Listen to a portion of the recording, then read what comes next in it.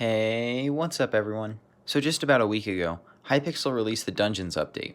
In those dungeons, there's a lot of different puzzles, and some of those puzzles can be confusing. So in this video, I'm going to... Oh, Hellcastle and Furry E-Boy already did that video. Well, all the bosses in dungeons are really hard. I could go over how to beat all those. Oh, they did that video too. Screw it, I'm just gonna go over my advice for dungeons. The first thing you want to consider when you're doing dungeons is your team. Personally, I like to find a team in the guild chat. I'm in a tryhard guild, which means that all of my guild members are pretty good at the game, so I never really struggle to find anyone who would be a good teammate. But if I can make one suggestion, never, and I mean never, use the party finder to find a dungeon party. So the next step in completing dungeons is deciding which floor you're going to complete. Floor 3 is impossibly difficult. I've completed it, but just barely. I definitely don't recommend doing floor 3 unless you have like maxed out dungeons gear. Floor 2 is a little bit easier, so this is usually the floor that my guild members and I do, but even floor 2 is really difficult. If we only have 4 players or we don't have the absolute best players in the guild, we'll tend to do floor 1. Floor 1 is pretty easy, and you can still make some good profit from Bonzo for the Bonzo staff. And finally, the entrance. I don't recommend you play this floor at all unless you just joined the game yesterday. It doesn't give you good loot, and in general, it's just not worth your time. Please choose a floor that you can complete. To get good loot, you need a good rating, and to get a good rating, you pretty much need to not die. I believe you can still get an S tier if you only die once or twice,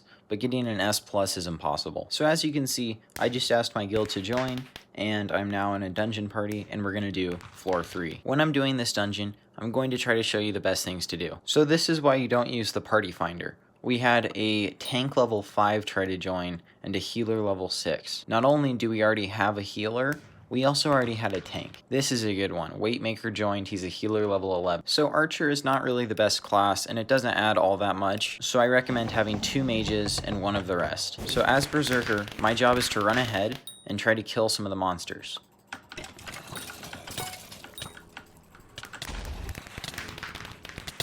When you're doing these dungeons, make sure you're always looking for little secrets. Not only will you get an orb of power or intelligence or defense or something, but it'll also increase your exploration score. I always recommend blowing up these crypts with Super Boom TNT, as they always contain one of these crypt undeads, and sometimes they drop little orbs and stuff that you can use to increase your stats. Never run straight into a room full of monsters on your own. Always make sure that you either lure them out a couple at a time, or you have a couple of group members who can help you.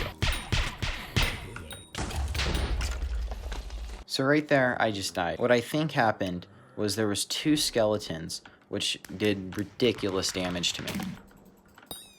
If you see a bat, kill it. They often drop loot, which can be really helpful. Always be on the lookout for suspicious walls like this. As you can see, if I put down a Super Boom TNT, it'll blow up. And inside of here, there's a chest, and it contains an orb of power. Just because I blew up that wall, we each get 100 extra strength and crit damage. Never take on these mini bosses by yourself. As you can see, they deal ridiculous amounts of damage, and you will die. Here's another one of those bombable walls. If we put down the Super Boom TNT, it opens another door and gives us another orb. There are always more secrets to find. Unless you've been playing the dungeon for like 4 hours, there's no way you found all the secrets. I need to find a lever somewhere in this entire massive hallway. And until I find that lever, I can't get that chest. And with that, we just killed the boss for the floor 3 dungeon. And now I think we're done. Yes, we are done, and we got an A rating. So in dungeons, you're going to get a lot of random items. So I like to organize all of my dungeon stuff into a couple different backpacks. This backpack has all the gear I get. I usually just scrap this for the essence. This backpack has all the books.